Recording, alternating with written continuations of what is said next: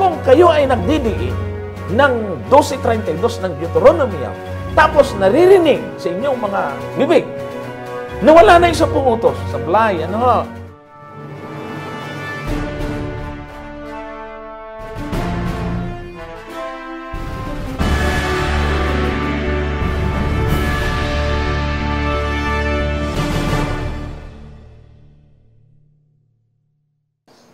Welcome po dito sa pag-aral natin ministry sa segment na Biblical Exegesis. Sa pagkakataong ito, mga kapatid at mga kaibigan, mga follower po namin, ang ating pong tatalakayin at ating pong pag-uusapan ay hango po ito sa mga nakita at na ipapadala po sa ating mga screenshots sa mga kumakalat na mga picture sa Facebook. At ito po ay sakto naman na mayroon pong nag-message naman sa atin sa ating page at doon natin ibabase ang ating paksa ngayon. Bago ko ipakita ko yung paksa natin, babasahin ko po muna itong screenshots na ipinadala po sa ating sa page ng pag-aralan natin. Ang kanya pong pangalan ay ito po, si Rasco Lausi. Ayan, Rasco Lausi. Sabi po niya, sabi sa Bible, huwag dadagdagan at babawasan kahit kudlit na nakalagay sa banal na aklat dahil iyan ay isang kasalanan. Pero bakit nyo ginawa? Ang ibig sabihin ng nagpadala ay meron siyang ibinibintang sa atin na meron tayong nilabag. At ang nilabag ay yung talata sa Biblia na huwag dadagdagan, huwag babawasan. Kung ito ay naipost lang sa kung saan-saan, eh di siyempre, hindi natin iisipin na ang Seventh Adventist ang kanyang pinapatungkulan, particular na sa ating pong ministry na ito. So, palibasa ay sa page niya pinadala ito ay direktahan na tinutukoy niya na meron tayong nilabag, nagdagdag, nagbawas. Kaya ang ating paksa ngayon ay pinamagatang huwag mong dadagdagan ni babawasan. Ang tanong, ang alin? Ayan. So, yan po yung ating paksa, mga kapatid, mga kaibigan. Huwag mong dadagdagan ni babawasan. Kaya lang, may tanong na ang alin. Dahil nga sa nakita ho natin na hindi naman nila naintindihan kung ano yung tinutukoy doon na huwag dadagdagan o babawasan. Sa madaling salita, ay itong ating episode ngayon ay mayroong hindi lang isang bahagi. Ito yung part 1. Ang ating pong tutumbukin dito sa part 1, mga kapatid at mga kaibigan, ay ayon sa kanilang pananaw. Sasakyan muna natin, pagkatapos ay saka natin gagamitin yung exegesis doon sa mismong talata. Ang ginagamit ho nilang talata ay mababasa po natin sa aklat ng Deuteronomio, mga kapatid at mga kaibigan, Kapitulo 12. Sa Kapitulo 12, ang talata ay 32, ay ganito ang ating mababasa. Kung anong bagay ang iniutos ko sa iyo, ay siya mong isasagawa. Huwag mong dadagdagan ni babawasan. Tingnan po ninyo, yan ay kinaptured ko, kaya mayroon pang sound signal. Kinaptured ko po ito dahil nga sa ito ang kanilang pagkaunawa na itong talatang ito ay nilabag at hindi sinunod ng Seventh Adventist. Okay? So ngayon, dito po iikot yung ating pag-akpaksa. Hindi lang ho ito isang bahagi dahil medyo mahaba-haba ito dahil gagamitan natin ng exegetical study. Ika nga. Maliban doon, mga kapatid, ay meron din na, yung sinasabi ko pong meron mga nagpadala sa atin ng screenshots at nagre-request na pwede bang talakayin natin ito. At ito po ang screenshots na ipapakita ko po sa inyo. Ay ito, yan. Okay, so yan po yon, mga kapatid. Makikita po ninyo dyan sa isang pamilyar na logo na ginagamit ng alam na natin kung ano ang samahan gumagamit niyan. Ayan po, YHWH. Tapos may talata din sa Kawikaan 30 talatang size. At nandyan din yung Deuteronomio 12:32. 32. So makikita po natin dito sa picture na alam natin kung sino ang gumagamit ng logo na yan. At yan po ay ginagamit ng ang dating daan. Natitiyak ho natin yan. At bilang patunay, mga kapatid, dito sa pagmamay-ari ng post na ito, ay meron pa po tayong nakitang isang na-share din ho sa atin na ganito naman. Yan o, yung mga na-share po sa atin sa personal page po natin. Sabi rito, ay ginamit po yung Kawikaan 30 size. Yan, ang dating Biblia. Huwag kang magdadagdag sa kanyang mga salita.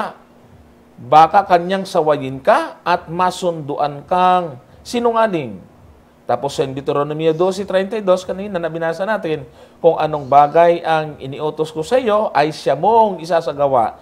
Huwag dadagdagan ni babawasan. Tapos naglagay siya ng comment, Jehovah. Hindi ko alam kung nagkamali lang siya ng type, baka Jehovah yan, silang ang nailagay, o hindi ko alam kung sinadya. Jehovah, hindi talaga ito sumusunod sa utos ng Diyos.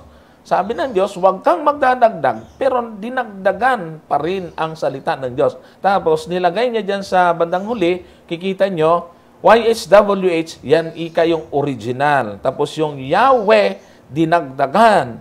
Tapos yung Jehovah ay dinagdagan din. Kaya, nakakatsak ho tayo, mga kapatid at mga kaibigan, na itong nagpo-post nito ay ginagamit yung mga talata para ipatungkol doon na ang tinutukoy ng talata ay yung pangalan ng Diyos na wag dadagdagan, wag babawasan. Napakalinaw po sa kanyang gustong palabasin na yung utos na wag mong dadagdagan, wag babawasan ay tumutukoy sa pangalan ng Diyos. Kaya pag-aaralan ho natin yan. Titinahan natin, huwag ho pong magagalit pagka natusumpungang sablay. Ano ho, mga kapatid? Kasi nagtutuwid nga tayo. Huwag po kayong magagalit, mga kapatid at mga kaibigan, lalo na po pagka ang inyong doktrina at inyong turo ng inyong puno ay nasasagasaan. Wala hong personalan dito, mga kapatid at mga kaibigan. Kaya nga, atin namang napatunayan lalo dahil meron na namang sinend uli sa atin, mga kapatid. Doon sa mga nagsisend, nagre-request ng topic, doon sa Johnson Amican page, ay doon po ninyo ipadala, katulad po nito. Ito po yung isa sa pinadala sa atin, pero sa ngayon ay meron ng mga larawan. Ganon pa rin, Kawikaan 30, talatang size, at meron na rin ngayon dito nilagay na Habakuk 2:18 na screenshot. At meron pang nakalagay, ang dating daan, tapos Bible exposition. Huling-huli na ho, mga kapatid. Habakuk 2:18, anong napapakinabang ng larawang inanyuan, na yaoy inanyuan ng manggagawa niyaon, ng binobong larawan, na tagapagturo ng mga kasinungalingan, na tinitiwalaan ng nag-aanyo sa kanya, na gumawa ng mga piping Diyos-Diyusan. Okay, ngayon, mga kapatid, ito na. Medyo papalaot na tayo ng kunti. Napakalinaw na ang gustong palabasin ng mga poster, yung nagpo-post nitong mga ito, ay nalabag yung utos na wag dadagdagan, wag babawasan. Particular ay tinukoy na ang tinutukoy doon sa dinagdagan ay yung pangalan ng Diyos. Teka, hindi ho ba'y nasa 10 utos yon, mga kapatid? Kayong mga dating daan, ano ba talaga? Naniniwala ho ba kayo sa 10 utos? O hindi? Hindi mo nyo ba alam na kung ang gusto nyong palabasin na dinagdagan at binawasan ay yung pangalan ng Diyos, yan ay nasa 10 utos. Ngayon, kung kayo ay nagdidiin ng 12:32 ng Deuteronomy, tapos naririnig sa inyong mga bunganga, bibig, na wala na yung 10 utos, uy, mukhang di yata ayos, no? Tapos ito pa, dinagdagan. Tingnan niyo po yung nasa screen. Naglagay kayo ng talata sa Habakuk na yung mga Diyos-Diyusan, bawal. ay nahiya ho kayo. Bakit hindi nyo nalang ginamit yung 10 utos? Sa bagay, si Brad Eli, ay yun naman ang ginagamit kapag Katoliko ang kausap. So nakadalawa na ho kayo. Na yung tinutukoy na wag dadagdagan at babawasan ay yung 10 utos. Una, yung utos na wag gagamitin ang pangalan ng Diyos sa walang kabuluhan. Yun ang gusto nyo palamasin na dinagdagan. Tapos, wag gagawa ng Diyos, wag lasan pa sa Diyos-Diyosan, wag gagawa ng larawang inang, puro pareho yan sa utos eh. Para tuloy nangangahulugan ngayon na ay tagapagtaguyod na kayo na 10 utos. Pero bakit pagka ang Seventh-day Adventist ang inyong kausap, ay ang sabi ni Brad Eli, pinalitan ni Kristo yan eh. Pinalitan ni Kristo. Nakakaamoy na ho kayo. Huwag ho dadaanin sa galit ha, mga kapatid. Huwag hong mainit ang ulo. Huwag hong masyadong mapusok. Gusto lang ho namin kayong gisingin. Ngayon, tingnan po natin mga kapatid. Pag-aralan natin, susundan natin yung kanilang argument, ay lumubag ang Seventh-day Adventist. Dahil nagdagdang. Malamang, ang kanyang gustong patungkulan ay yung mga nakaraan nating topic na sinasabi ho natin na ang pangalan ng Diyos ay naisalin sa Yahweh at sa ibang salin naman ay Jehovah. Natawa pa nga si Darwin Parba sa atin nang sabihin kong parehong pwedeng gamitin yan. Medyo dadaanan ho natin yan mga kapatid. Mag-aaral tayo ngayon, bukod doon sa exegesis, sa biblical text ay medyo dadaan tayo sa kasaysayan, sa history, mga kapatid. Paano nga po ba talaga nagkaroon ng mga translation na Yahweh at Jehovah? Yan lang naman talaga ngayon ang mababasa mo sa ibang mga salin ng Bible. Yung po namang mga ibang mga sacred name believer na may ibang ginagamit katulad ng Yahuwah at Yaba, may Yahawa, ay wala pa ho tayong nailalabas na salin ng Biblia na tanggap ng pangmadla. Ika nga ay tanggap ng masa. Wala pa ho. Kung meron mang mga Bibliang ginagamit, sarili lang po siguro nila yon. So, hindi pa ho yun tanggap. Hindi pa po yun ika nga ay pang-publiko. Mga pang-exclusive. Mga biased translation po ang tawag po natin sa mga bagay na yan. Ngayon mga kapatid, ating aalamin muna, dahil nga sa ang atin ditong nakitang kahulugan, ang nasa 12:32 ng Deuteronomio ay hindi lang naman talaga yung tumutukoy sa pangalan. Pag-aralan natin mabuti, ay hindi po yun ang pinapatungkulan. Pero palibasa ay doon yun sa bahaging ikalawa natin tatalakayin. Ngayon ay aalamin po muna natin, paano po ba nagkaroon ng karanasan ng pagsasalin ng Biblia? Kasi kasama ho doon yung pangalan ng Diyos. Doon sa pagtatranslate, alam po ba ninyo na wala na po tayo tinatawag na original autograph. Ang meron po tayo ay tinatawag na mga manuskrito. Bakit? Dahil sa ang pinakaunang mga salin ay nasisira ho yun, nabubulok yun. Itinatranslate o itinatransmit po nila yon, inililipat po nila. Magbabasa ako ng isang article ng isang mapagkakatiwalaang tao, kilala si Joshua Dowell. Nakita po natin ito sa kanyang website at ganito po ang kanyang paliwanag. How was the Bible written and transmitted?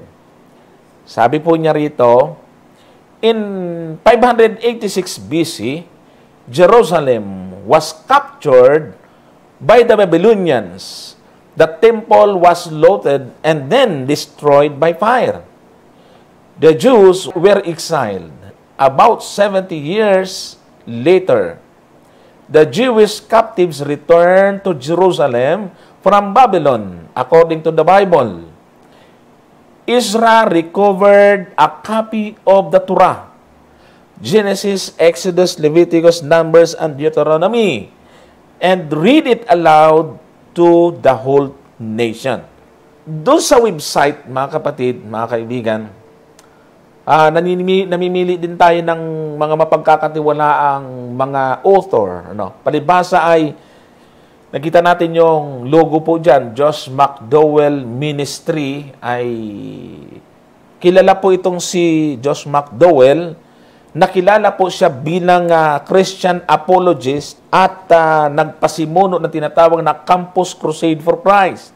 Naging kilala siya sa pagtatanggol ng Kristyanismo laban sa mga hindi naniniwala sa Biblia at sa Diyos. Kaya kilala ho ito. Dito po natin hinango ito. Ano po ang sabi niya?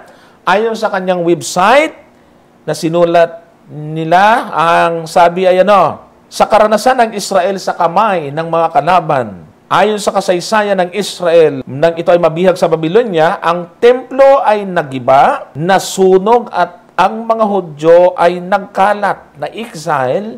Tinatayang 700 taon or 70 years bago sila pinayagang makabalik sa Jerusalem mula sa pagkabihag sa kaharian ng Babylonia sa pamamagitan ni Cyrus. Ang pagbabalik ng Hudyo o ng Israel sa Babylonia, mga kapatid, kung ating pag-aaralan yung kasaysayan, ang bayan ng Diyos ay napailalim sa kapangyarihan ng bansang Babylonia. Alam natin yon sa pamamagitan ni Nabucodonosor at ng mga sumunod sa kanya. Subalit ang kaharian ng Babylonia, natalo, pumalit ang isang kaharian na mas mababa sa kanya, base na rin doon sa pangitain na nakita ni Nabucodonosor sa Kapitulo 2, na kung ang Babylonia ang ulong ginto, merong sumunod na kaharian. At ito po ay ang kaharian ng Media at Persia. Mismo mababasa din natin yung dalawang kaharian yan sa aklat ng Daniel. Ang nanguna, para makabalik ang Israel sa Jerusalem, ay sa pamamagitan ni Cyrus the Great. Mababasa po ninyo ang istoryang iyan. Ang ganda ng sa aklat ng Isra. Ini-record niya ito. Kaya nga sabi po dito sa website ni Josh McDowell ay na-recover na sa pamamagitan ni Israel, na-recover nila yung Torah. Ano daw po yung Torah? Genesis, Exodus, Leviticus, Numbers, at Deuteronomy. Yung Torah na yan ay naisasalin ho yan na Law of Moses. Sa Tagalog ay kautusan ni Moises. Sa madaling salita, yung kautusan ni Moises, kasama dyan yung Deuteronomy. Sa madaling salita, yung pong ipinangangalandakan ng mga dating daan na huwag mong dadagdagan, huwag mong babawasan, ay kautusan ni Moises. Nakasulat to sa kautusan ni Moises. Kaya nga hindi natin, ito nga ang malaking problema talaga dito sa grupong ito eh. Hindi ninyo masyadong inaaral ang inyong doktrina, no? Bangga-bangga talaga eh, no? Salo-salubong, salo-salungat, mga kapatid, mga kaibigan. Ngayon, sa Isra Kapitulo 1, 1 hanggang 11, ay malinaw po doon kung papaano iniutos at pinangunahan ni Ciro na pabalikin ang mga Hudyo. At the same time, sabi po dito ng history, ay ito nga na-recover yung Torah. At ito ay binasa sa buong bayan ng Malakas. Mababasa po natin to sa yung pagbalik ay sa Isra 1, 1 hanggang 11. Ngayon, yung pagbasa ng Malakas sa Josue 8, at ang talata po nito ay 37. Ito po ang ating mababasa. Sabi po, walang salita sa lahat na iniutos ni Moises na hindi binasa ni Josue sa harap ng buong kapulungan ng Israel at ng mga babae at ng mga bata at ng mga taga-ibang lupa na nakikipamayan sa kanila. So tama yung historian, binabasa para manumbalik sa isipan ng mga Hudyo ang Torah, ang kautusan ni Moises, yung Genesis hanggang Deuteronomy, binabasa ito sa buong bayan ng Malakas na basa. Hindi lang Genesis hanggang Deuteronomy, kundi buong Tanak. Kasi hindi lang po yung 5 books of Old Testament, kundi pati yung ibang mga aklat sa Lumang Tipan. Tingnan po natin ang sabi po dito sa website na ito. From then on, the Jewish scribe solidified the following process for creating copies of the Torah and eventually other books in the Old Testament. Ayan. Kaya sinasabi ko natin, hindi lang yung Torah. Tandaan nyo mga kapatid, ano? Pag sinabing Torah, ito yung unang aklat sa Old Testament na sinulat ni Moises. Ang salin niyan sa atin ay kautusan ni Moises.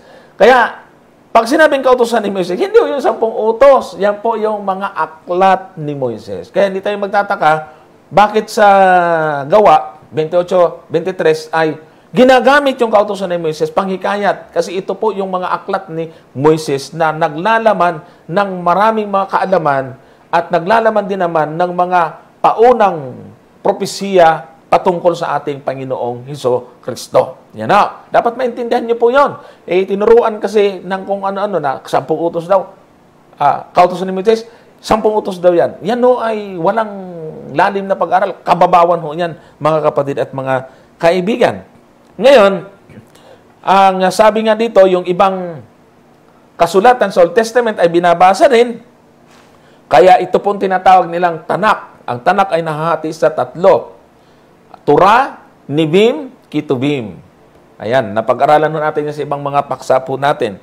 Sa madaling salita, itong talata na ulitin natin na ginagamit nila ay sablay. Gumagamit sila ng talata para silang nagdala ng pasabog, pinasabog sa sarili nilang mukha. Kasi tayo po ay wala po tayong tutol doon sa talata niya. Mas bagor sa atin yun. Ang atin na lang dito gagawin ay itutuwid natin ito. O sa mga kaibigan natin sa pananampalataya, hindi naman kayo tututol. Na yung Deuteronomy ay hindi si Moises yung author. Sa madaling salita, yan ho ay kasama sa kautusan ni Moises. Lalo na po yung 12:32. At tingnan po natin, kung pag-aralan natin, kung paano iningatan ng mga scribe yung pagsasalin. Kasi tandaan natin, how was the Bible written and transmitted? Tinitingnan ho natin kung paano nila ito ginawa. Ito po, tingnan po natin. Palibhasa, naniniwala sila na yung talata, na wag dadagdagan at wag babawasan, ay maingat talaga nilang kinukopya ang kasulatan. Ang kasulatan. Pagka masisira na ho yan, kailangan lang i-transfer sa ilang pagsusulatan. At maingat nila itong ginagawa. Ito po ang ilan sa mga bilang ng mga papaano nila ito ginagawa. Sabi po rito, number 1, they could only use clean animal skin both to write on and even new bind manuscripts. So, hindi daw po sila gumagamit ng mga balat ng hayop na marumi. Talagang yung malilinis lang na hayop ang ginagamit nila. Number 2, each column or writing could have no less than 48 and no more than 60 lines. So, limitado, May limit lang bawat column para madaling ma-trace ang mali. Number 3, the ink must be black and of a special recipe. Yung pong ginagamit po nila, yung word habang sinusulat, mga kapatid, ay ibig sabihin ay gumagamit po sila talaga yung readable at special. Number 5, they must wipe the pen and wash their entire bodies before writing the word YHWH every time they wrote it.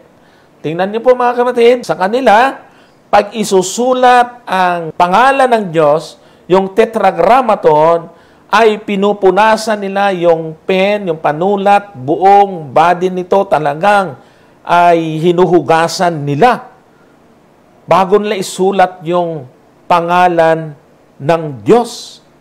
So, ibig sabihin, ganun nila pinahahalagahan ito. Samantalang siguro ngayon, yung mga gumagamit po at nag-i-interpret ng banal na pangalan ng Diyos, baka hindi nga nagtututbras kung ano-ano nang ginagamit at kung saan po ninyo isinusulat yan.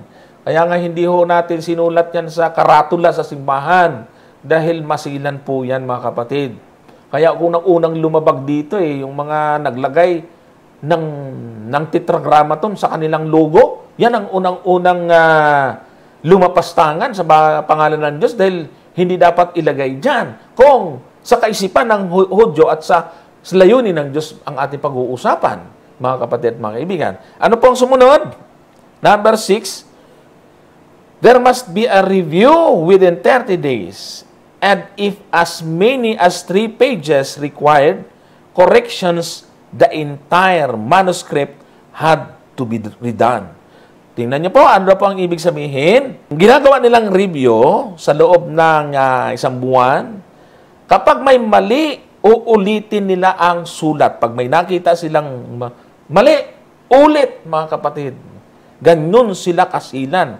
Paano tinatransmit yung salita ng Diyos. Number 7, the letters, words, and paragraphs had to be counted, and the document became invalid if 2 letters touched each other.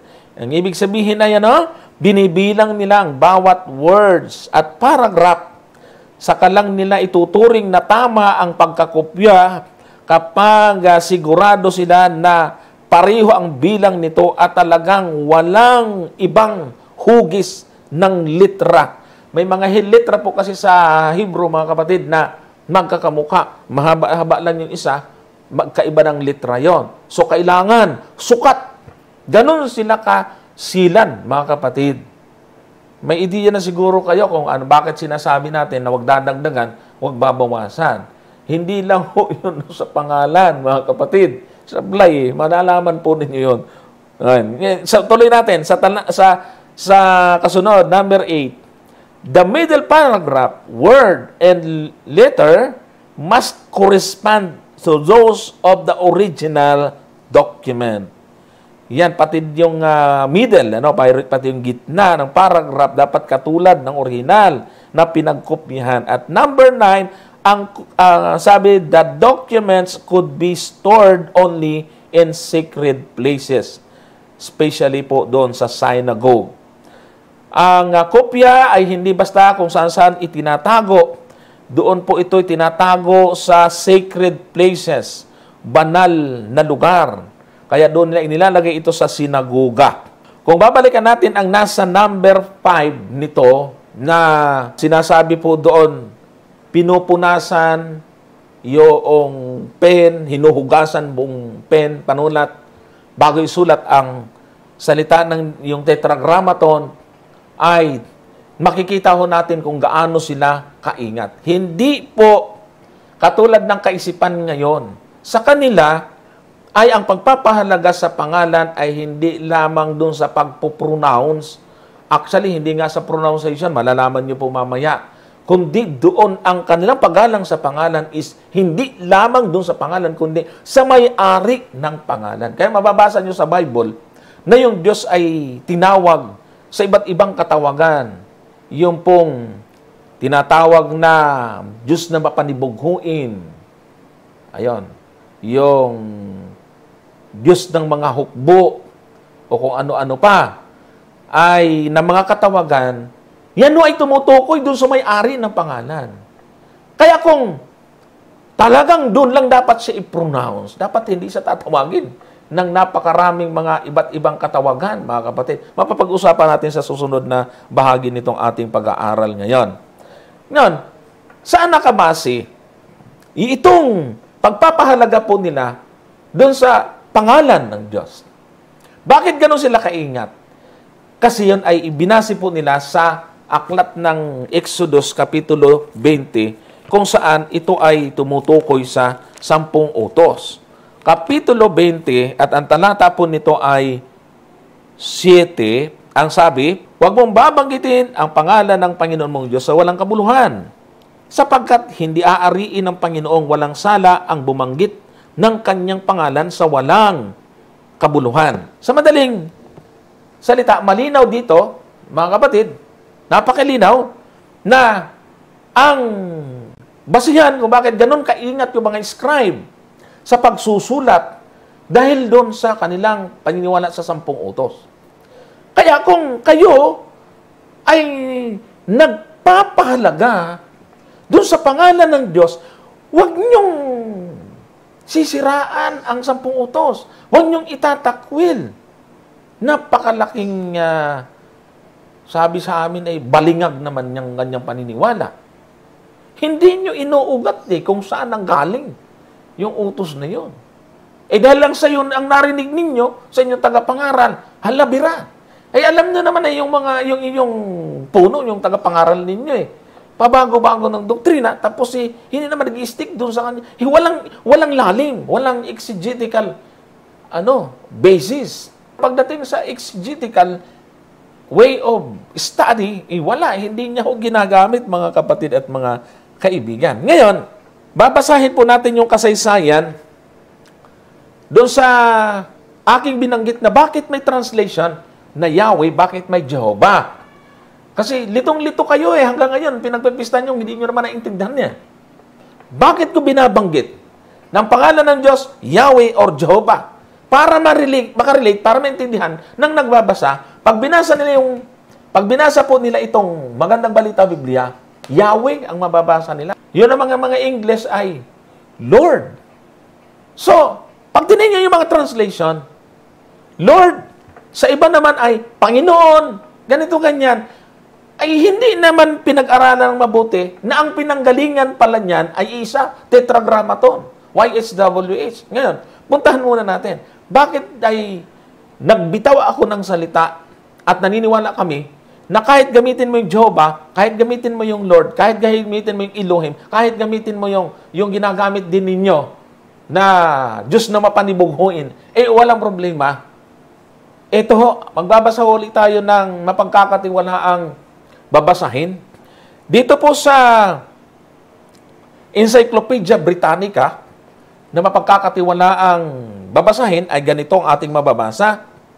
Yan po, article revised to clarify how the Hebrew Tetragrammaton YHWH became the Latin indicated divine name Jehovah. Sabi po rito, Yahweh, the God of Israelites, whose name was revealed to Moses as 4 Hebrew consonants, YHWH, called the Tetragrammaton. Ang Diyos ng Israel, ng pangalan niya ipinahayag kay Moises na may 4 na titik sa literang Hebreo. Yan ang ibig sabihin ng Tetragrammaton. 4 letters in Hebrew alphabet. Ang Yahweh ay hango sa Tetragrammaton. Sa madaling salita, yung Yahweh ngayon ng mga translation ng Bible ay hango doon sa Tetragrammaton. Ano pang sinabi po dito? After the Babylonian exile, 6th century BCE, and especially from the 3rd century BCE on, Jews ceased to use the name Yahweh for 2 reasons. As Judaism became a universal rather than merely local religion, the more common noun Elohim, meaning God, tended to replace Yahweh to demonstrate the universal sovereignty of Israel's God over all others. So ano daw po ang ibig sabihin? Sa pagkabihag, pagkatapos na sila mabihag sa Babylonia, natigil ang paggamit ng mga Hudyo sa paggamit nila ng Tetragrammaton. Meron 2 dahilan na sabi po nila dyan. Ang una ay ang Judaism ay naging universal religion. Dati kasi local lang sila, pero ito ay muling lumagana pagkatapos na sila ay makalaya sa Babylonia. Kaya naging universal religion at palibhasa universal nito, hindi na nila ngayon makontrol ang paggamit doon sa Tetragrammaton. Kaya pumasok ngayon ang idea nila na ginamit nila yung noun na Elohim. Kaya nagkaroon na po paggamit ng Diyos. Kaya ano yung ginagamit ni Brad Eli? Pangalan daw yung Diyos ng mga hukbo. Ano pa nga yun? Kung ano-anong pangalan. Ako ay Diyos na mapanibughuin. Ano pa ba yun? Wala ho tayong problema dyan. Kasi minsan ay sa kadahilanan na hindi na nila lumawak na, ay para maingatan at huwag magamit ang pangalan ng Diyos, huwag masalauna, ay naglagay na sila ng translation ng Bible o naglagay na sila doon ng mga ganoong katawagan. Na ang tinutukoy pa rin yung may-ari ng pangalan. Kaya wala ho tayong nakikita doon, mga kapatid, na problema. Pero bakit ngayon? Yun ay tinatanggap ni Brad Ely, pero yung Yahweh at Jehovah ayaw. O tingnan nyo, mga kapatid, ano pa ang sabi po rito? At the same time, the divine name was increasingly regarded as too sacred to be uttered. It was thus replaced vocally in the synagogue ritual by the Hebrew word Adonai, my Lord, which was translated as Kyrios or Lord in the Septuagint, the Greek version of the Hebrew Scripture. Ano na po sabi? Ganun naman yung banal na pangalan ng Diyos na yan ay, ni-replace nila, ginawa po nilang Lord. Sa Hebrew po ay Adonai. Ito na po yung ginagamit nila during services doon sa synagogue. Ginagamit na nila yung Adonai, nang ibig sabihin ay, my Lord.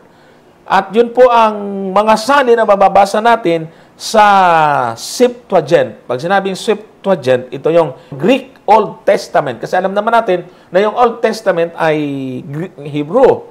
Pero nagkaroon ng Old Testament, Greek, ay nakalagay na po doon ay Kyrios, nang ibig sabihin ay my Lord. Sa madaling salita, kung originality ang pag-uusapan, kung sasang-ayunan natin ang paniniwala ng iba, na wag dadagdagan, wag agbabawasan, dapat wag niyong gagamitin yung Lord, yung halong-hango sa Adonai, yung sasalin na Panginoon, replacement lang yan, ni-replace lang po nila yon. Dahil hindi na naman nila makontrol sa kasaysayan, lumaganap uli yung lumawak uli yung Israel pagkatapos po na muling maitayo ang Jerusalem. Naging kilala uli sila, naging universal religion uli. Kaya nga hanggang ngayon ay nangunguna ang Judaism sa malaking religion. Ngayon, dahil hindi na nila makontrol ngayon yan, ang iniisip ng ilang Israel, delikado, baka ito'y magamit sa kung saan-saan. Palitan natin, sa halip na YHWH, ang ilagay natin ay Adonai. Kaya sa mga translation ng Bible ngayon, ay sa halip na ang original na nakasulat doon ay Tetragrammaton, ang nilagay na nila ay sa English po, naka-all caps yun. Pag nagbasa kayo ng English translation, kahit anong translation, King James, NIV, kung ano po yan, pag naka-all caps yan, ay ibig sabihin, ang original niyan ay Tetragrammaton. Kapag gusto nyo, huwag dadagdagan, huwag babawasan, ay huwag nyong babasahin yun. Ni-replace lang nyo nila. Sang-ayon sa kasaysayan. Kaya nga meron akong sagot doon sa Ituwid mo si Soriano na kung magpapaka-technical sa dyan, huwag babawas, magdadagdag. Pati yung Lord. Bakit nagbabasa kayo ng Panginoon? Bakit yung Panginoon ng mga hukbo? Ba't nyo ginamit? Hindi naman yan ang original. Yan ang gusto natin puntusan. Kapag ka magpapaka-technical tayo, huwag dadagdagan, huwag babawasan. Ngayon, kung ganyan magpapaka-totoo kayo, huwag na kayong magbibigkas ng Lord at saka Panginoon. Dahil ang totoong nakasulat talaga ron ay Tetragrammaton. Bakit kayo magagalit sa Jehovah at Yahweh? Nag-insert lang ng vowel, doon nga sa buong word, pinalitan, wala naman kayong problema. Isa lang ang dahilan dyan. Kababawan, hindi nyo pinag-aralan ng malalim yung tungkol sa bagay na yan, mga kapatid. Ngayon, tinan nyo po, yan po yung nakikita natin sa logo ng dating daan, yung Paleo Hebrew. Yan po yung ginamit nila. Sa Aramaic naman, yan po naman yung pangalan ng Diyos. Yung modern Hebrew, ito na yon. Yan yon, mga kapatid. At sa pag-aaral, mayroon pong natuklasan na isang bato na may nakaukit na Tetragrammaton. Ang tawag dito, the Tetragrammaton in the Kitef Hinnom, silver scroll with the priestly blessing from the book of Numbers. Tinatayang nasa 600 BC. Pag sinabing Kitef Hinnom, It is an archaeological site in southwest of the old city of Jerusalem. Yung Ketif Hinnom ay tinatawag na archaeological site in Jerusalem. Kaya, nakikita natin dito yung kanila pong mga inukit sa bato. Kung uulitin natin mga kapatid, mga kaibigan, huwag lang isara kasi ang isip. Yaman lang din na pinamamarali nyo yung Deuteronomy 12:32. Ay di ba maganda para hindi kayo magkontra-kontra? Ay ituro na yung 10 utos kasi doon nakabase yun. Mga kapatid, mga kaibigan. Tingnan nyo ha, mga kapatid. At kung ididiin nyo na wag dadagdagan, wag babawasan, ay bakit tinanggap nyo yung Lord at Panginoon? Replacement lang yan. Paano ngayon yan, mga kapatid? Tingnan po ninyo, sinasabi ng mga Masoretes. Sabi po rito, balikan natin yung ating source, Encyclopedia Britannica. The Masoretes who from about the 6th to 10th century worked to reproduce the original text of the Hebrew Bible. Replaced the vowels of the name YHWH with the vowel signs of the Hebrew word Adonai or Elohim. Latin-speaking Christian scholars substituted the Y, which does not exist in Latin, with an I or a J, the latter of which exists in Latin, as a variant form of I. Pag sinabing Masoretes, mga kapatid, ibig sabihin ay mga Jewish scholar during 6th to 10th century who contributed to the establishment of recognized text of the Hebrew Bible and to the compilation of the Masura. Kaya ang ibig sabihin ng Masoretes, pag sinabing Masoretic text, ay ibig sabihin ay the collection of information and comment on the text of the traditional Hebrew Bible by the Masoretes. So, yun po ang ibig sabihin. Iningatan nila, talagang kinuha nila doon sa mga traditional Hebrew text. Ibig sabihin, tinitrace po nila. Kaya pag sinabing Masoretes or kaya Masoretic text, ay mismo yung mga translation na yan ay mababasa natin. Tingnan po ninyo mga kapatid at mga kaibigan. Kung titingnan kasi natin dito, ay binabanggit po dyan na naglagay sila ng vowel sound. Kasi wala naman talagang vowel sa Hebrew alphabet. Ang tawag po doon ay vowel signs. Ini-insert nila doon sa mga consonant na yan para ma-pronounce. Kaya yung pong pangalan na YHWH ay kumuha sila ng letra galing sa Adonai, Lord, or sa Elohim. Magpapakita ho ako sa inyo ng Hebrew interlinear, isang Hebrew scripture na mayroong translation at na may insert na vowel sound. Yung Genesis chapter 2 verse 4 ay makikita nyo yung naka-square ng kulay red dyan. Nandyan yung translation na Yahweh. Based sa mga vowel sound na in-insert nila, kung tutuusin, ang bigkas mo dapat dyan ay Yehovah. Pero bakit sa interlinear ay Yahweh ang inilagay? Doon naman sa Ezekiel 17 verse 3 ay pareho din Yahweh, pero tingnan niyo po ang in-insert na makikita po ninyo dyan yung maliit na guhit doon sa ilalim ng Hebrew word na yan po yung tinatawag na vowel sound. Ini-insert po nila yan dyan para ma-pronounce yung word. So, tingnan po ninyo, yung parehong tetragrammaton sa Ezekiel at sa Genesis ay bakit magkaiba ng in-insert na vowel sound. Kaya yung sa Ezekiel ay, kung babasahin naman natin ngayon ay Yahweh. Pero sa interlinear Hebrew ay Yahweh pa rin ang nilagay nila. Ano ba ang naging paliwanag po nila dito? Particular na yung mga Hudyo. Tingnan po natin sa Jewish Encyclopedia kung bakit ganon. Ganito ho ang kanilang paliwanag, mga kapatid. Tingnan po ninyo, i-check nyo po, double check nyo po, nandyan yung website.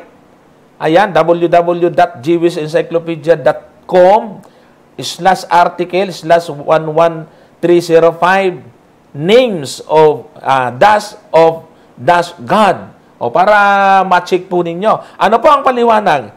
If the explanation of the form above given be the true one, the original pronunciation must have been Yahweh or Yahweh. Ngayon, mga kapatid, kung pag-uusapan ay yung pagbigkas at sa pangalan ng Diyos, ay mas may lalim at mas may malawak na kaalaman ang mga Hudyo.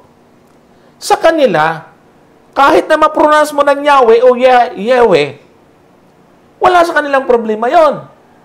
Kasi nasa kanila kung saan na inailagay yung pag-insert nila ng vowel. Kasi naniniwala sila na ang talagang dapat igalang dito at ingatan is yung mismong karakter, no? Yung may-ari ng pangalan. Hindi yung pag-translate. Kaya nga, nagkaroon na po ng mga translation ngayon na iba-iba. Ngayon, dahil dito sa mga paniniwalang ito na hinaluan ng conspiracy na dapat tama ang pronunciation, ay nagkagulo-gulo. Ang dami pong mga sacred name believer ngayon, iba-ibang grupo. Nandyan yung Assembly of Yahweh, Saksi ni Jehovah, nandyan po yung Assembly of, meron pong Yahuwah, meron pa kong Yahaba, at kung ano-ano, ay sila hindi magkakaintindihan. Sa kasaysayan, mga kapatid, ay inaamin sa history na wala nang nakakaalam sa tamang pronunciation yan. Wala na nakakaalam sa tamang pagpo-pronounce yan, mga kapatid at mga kaibigan. Kaya kung mahalagang mahalaga ito, bakit hinayaan ng Diyos na mawala yan? At hanggang ngayon, walang nakakaalam. So, ibig sabihin, itong translation na ginagamit natin ngayon, ay hindi problema ito, mga kapatid. Matatalakay natin yan sa susunod. Kaya pwede kami gumamit ng Yahuwah, Yahaba, Yeshua, Jehovah, Yahweh. O yan, mga kapatid, kasi nagkaroon na nga ng translation. Tingnan po ninyo sa mga patuloy na pag-aaral po natin dito. Ang isang matinding tanong sa kanila rito ay, yung mga halimbawa, yung unahin na natin, yung dating daan. Meron ba kayong talatang may ipapakita na nakasalalay ang kaligtasan doon sa tamang pagbanggit ng pangalan? At mawawala na ang kaligtasan pagka nag-insert ka ng vowel?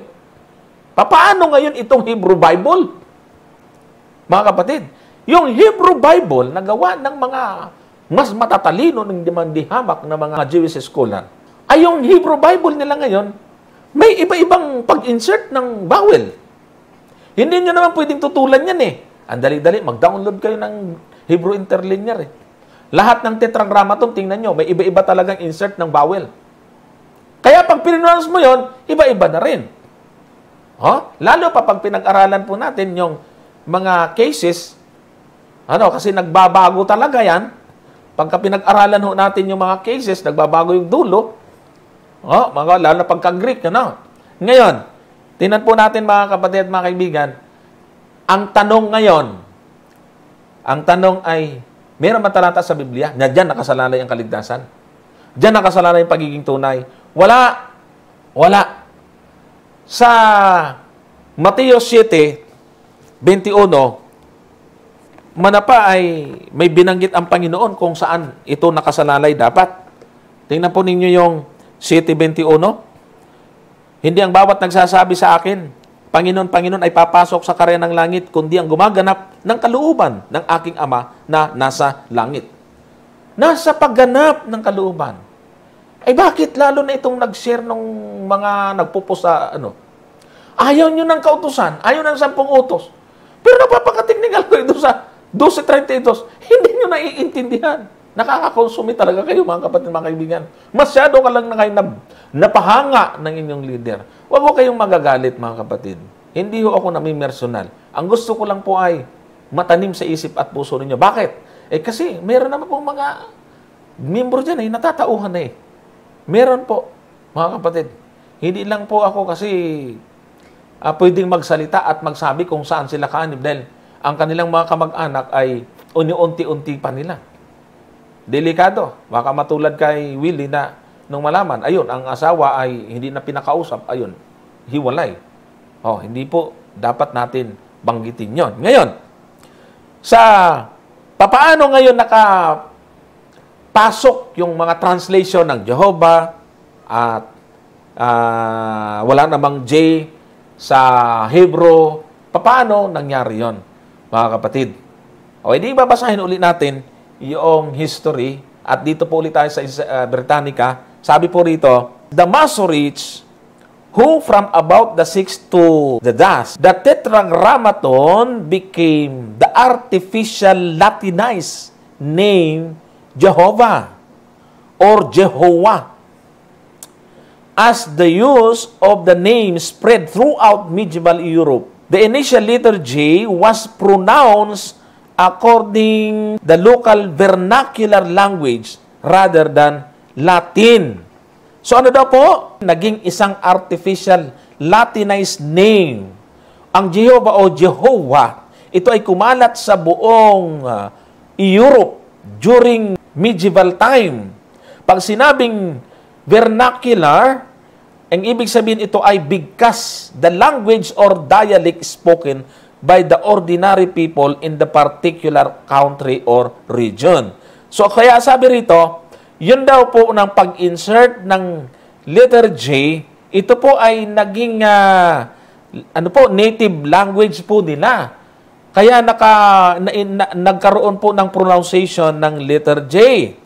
Kaya ito pong sinasabi po natin na mga translation ng ng mga literang iyan ay may kinalaman ho yung tinatawag po nating migration ng litra at mga words sa Bible. Hindi natin pwedeng tutulan yun, mga kapatid, mga kaibigan. Kasi tingnan po ninyo, kahit na nga dito sa atin, dyan sa Pangasinan, meron akong pinuntahan dyan na nangaral po ako dyan, yung Benmali. Pag binasa po ninyo, ay Benmali. Pero pagka tinanong at nag-usap kayo, ang sasabihin ng mga taga Pangasinan ay, doon ako nakatira sa Binmaloy. Binmaloy ang sabi nila.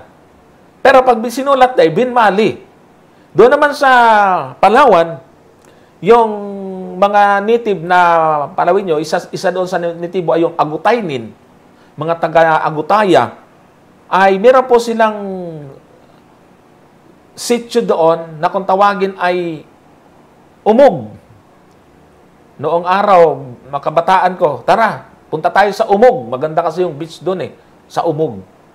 Pero pag binasa mo, ang spelling ng Umog ay E-M-E-G. Imig. Pero, ang bigkas ay Umog. So, yung pong mga native language, hindi natin kayang kontrolin yan. Kaya kung magpapaka-technical tayo doon, paano ang kaligtasan nitong mga ito? Na iba ang lumalabas sa bibig nila pag binibigkas yung isang word. Mga kapatid, huwag natin pakitirin yung ating utak pagdating sa ganyan. Sa ibang bahagi ng kasulatan, yung mga major at mga mahalagang doktrina, binabaliwala natin. Pero dito sa ganito, hinihigpitan natin. Mahirap po yun, mga kapatid at mga kaibigan. Sa Cebuano, yung pula sa Cebu, ay pagka pinakita mo, tinanong mo, anong kulay ito? Puwa. Puwa. Ano yun? Mali na ang Cebuano. Ay native language nila yon. Puwa talaga O ngayon, ano ang gagawin natin dyan? Yan ho ay part ng migration at may kinalaman yung mga vernacular language nila, mga kapatid at mga kaibigan. So, itong pagkakaroon ng translation na pagkakaroon ng J, kaya nagkaroon ng, kaya di ba may Jehovah o Yehovah, o kaya hindi masisisi natin yung mga translation na gumamit ng Jehovah. Actually, hindi naman Mga saksi lang ang gumamit yan eh. Pati hindi saksi. Yun din ang kanilang, hindi naman sila ang naglagay ng translation yan eh. So dapat ay magkaroon tayo ng kaisipan at isa lang alang natin ang tungkol sa bagay na yan. Ngayon, ituloy po natin to. Sabi po rito, the name of God used most often in the Hebrew Bible is, ayan po, yan yung modern Hebrew. YHWH. Generally transcribed as YHWH and is called the Tetragrammaton. Greek for something written with 4 letters. Hebrew script is an abjad, so that the letters Yod, He, Vav, He in this name are normally consonants, usually expanded in English as Yahweh, replaced by the word Adonai, the Lord. O pinalitan ika yung Yahweh ng Adonai. And in discussion by Hashim. Ano naman ang ibig sabihin ng Hashim? Hashim is a title, yun yung ginagamit nila pagka tinutukoy nila. Sa halip na gamitin yung Tetragrammaton, ay yun na yung Adonai, na sinasabing Hashim, the name. Yan, naka-close and open parenthesis. The name. Nothing in the Torah explicitly prohibits speaking the name. Hindi naman bawal yon. The book of Ruth shows it was being pronounced as late as the 5th century BC. It had ceased to be spoken aloud by at least the 3rd century BC during Second Temple Judaism, and vowel points began to be added to the Hebrew text only in the early medieval period. So, 3rd and 2nd century BC ay yung tinatawag na during Temple Judaism. Doon po ipinasok at sinimulan nila na maglagay ng vowel. At sabi po ay ginamit nila ito during medieval period. Pag sinabing medieval period, ito yung Middle Ages, between 5th to 15th century po yan. The Masoretic text adds to the Tetragrammaton the vowel points of Adonai or Elohim, depending the context, indicating that there are the words to be pronounced in place of the Tetragrammaton. Ayan, kaya meron natin si Kere and Kitiv. Ano ba ang ibig sabihin pag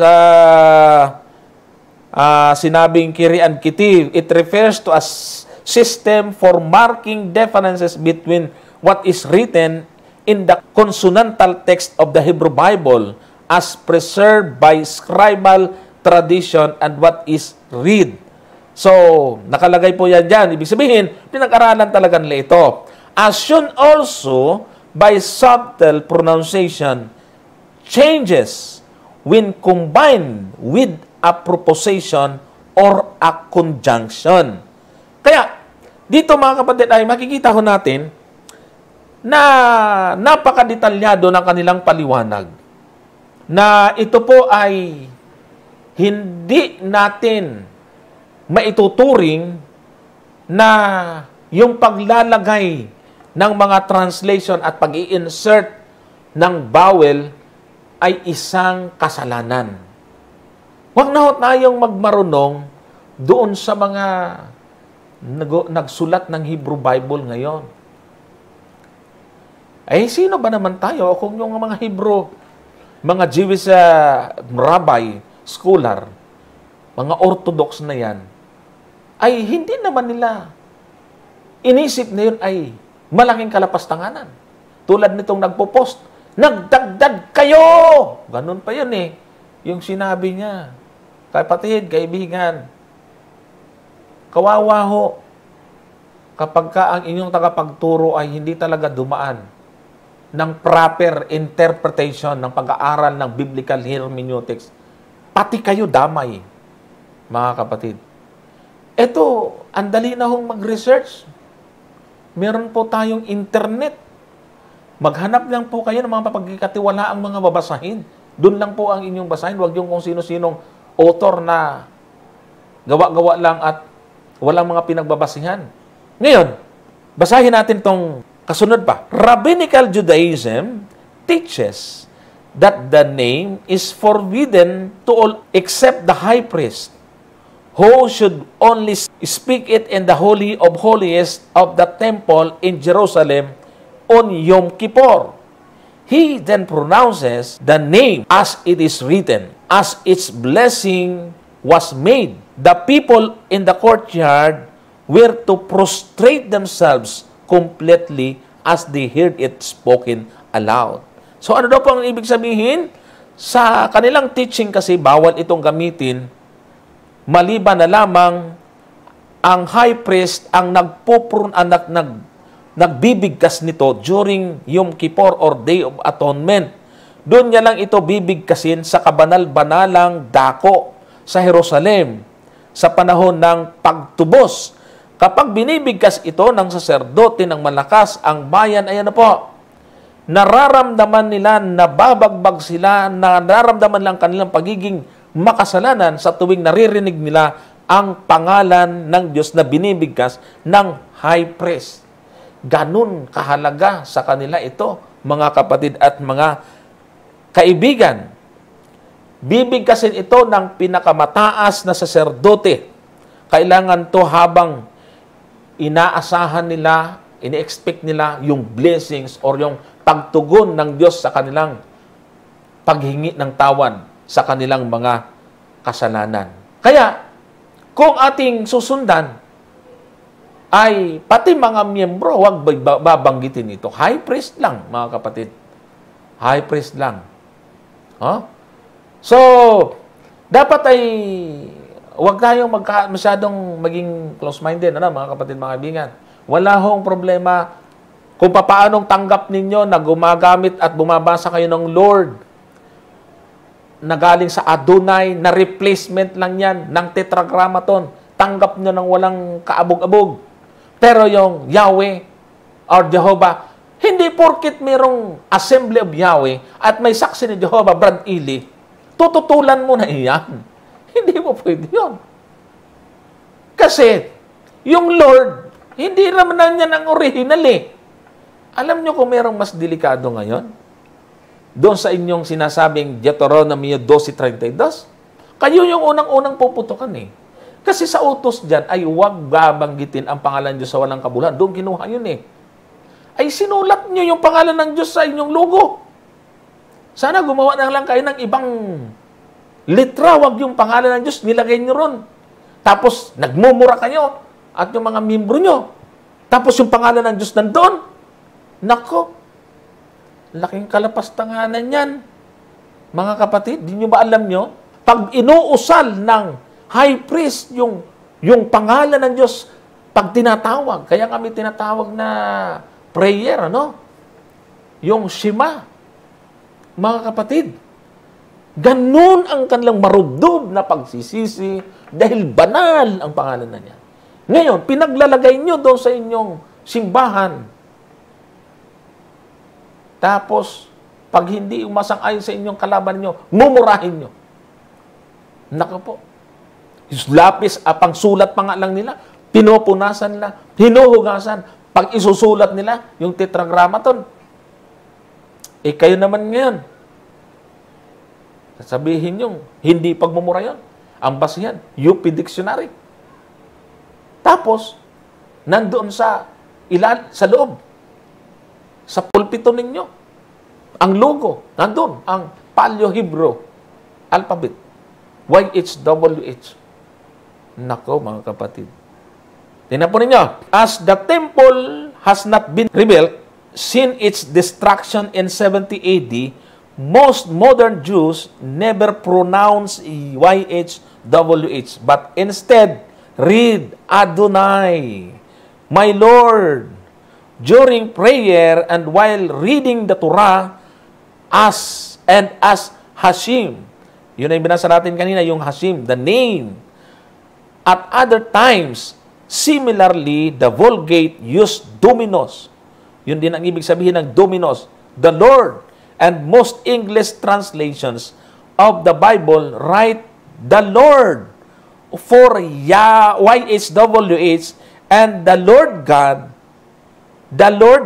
or the sovereign Lord for Adonai, YHWH, instead of transcribing the name. So ano daw po sabi? After destruction of Jerusalem, yung mga modern Jews, hindi na nila pinopronounce ang YHWH. Kaya nga marami ng translation ngayon mga kapatid, na yung YHWH ay isinulat na nila ng mga translator, Lord or Adonai. Sa Latin Vulgate ay Dominos. Nang ibig sabihin ay the Lord. Pag sinabing Lord, YHWH ang tinutukoy dyan. Kaya yung mga ayaw sa Jehovah at Yahweh ay binagamit naman yung Lord. Nako, pariho lang yun. Pag makulit, mga kapatid, mga kaibigan, gumawa sila ng alternative word. Aral-aral din pag may time, mga kapatid. Pag kayong magagalit kapag mayroong ganitong programa na nagtutuwid. Mahal namin kayo, mga kapatid, mga kaibigan. Hindi ito pamimersonal. Nagbibintangan nyo pa kami para pinagkakakitaan. Ano ka? Pipintasan nyo pa na kaunti yung viewers. Hindi ho sa paramihan yan. Kapatid, isa lang ho ako sa ordinaryong kaanib na nagsisikap na tumulong sa church para mangaral. Kaya huwag niyong ikumpara kay Brad Eli dahil ordinaryong member lang ho ako. Pag mayroon kaming live, napakarami pong live program. Kaya kung ilan yung nanonood sa akin, doon din sa ibang mga layman's program, hindi nyo pwedeng ikumpara kasi sa inyo isa lang ang preacher, sa amin napakadami. Baka preacher sa amin ay yung mga marunong mangaral sa amin, baka sindami ng inyong miyembro. Dahil ang Seventh-day Adventist sa buong mundo mahigit sa 20 million.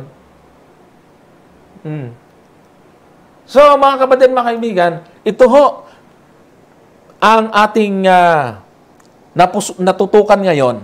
Ang part 2 natin ay aalamin natin, ano ba tinutukoy doon sa huwag dadagdagan, huwag babawasan? Pangalan ba talaga ng Diyos yun?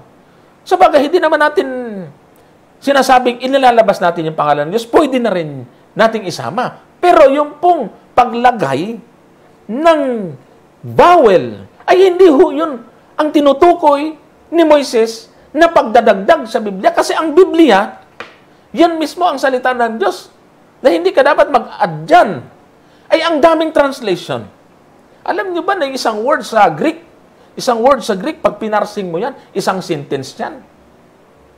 Mga kapatid, isang sentence yan, pero isang word lang sa Greek yan. Kung nag-aral kayo ng Greek. At sa Hebrew, ganun din.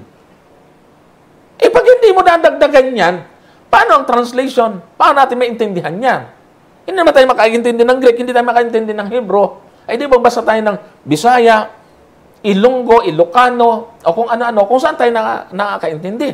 At pangit naman yung salita ng Diyos. Payag tayong na-translate yung pangalan niya. Hindi na mabigkas ngayon. Napakadamot naman pala talaga ng Diyos pagka ganun. So mga kapatid, ito ho ay isang pagbubukas isip. Kumakatok ho kami sa inyong mga puso, mga sarado ang isip. Buksan natin. Huwag ho natin isara. At abangan po ninyo ang part 2 nito. Doon natin malalaman ang exegetical explanation or meaning ng salitang huwag dadagdagan, huwag babawasan. Mga kapatid, mga kaibigan, magkita-kita tayo sa part 2 ng Biblical Exegesis. Dito po lamang yan sa programang Pag-aralan natin. God bless us all. Dahil po sa inyo, nakita nila ang liwanag. Nalaman nila ang katotohanan. Natunto nila ang daan. Natutunan nilang magtiis. Nakilala nila si Kristo. Naramdaman nila ang pag-ibig ng Diyos. Maraming nanumbalik sa pananampalataya. Nalaman nila kung paano maligtas. Lumawak ang gawain ng Panginoon. Kaya nananatili ang pag-aralan natin ministry.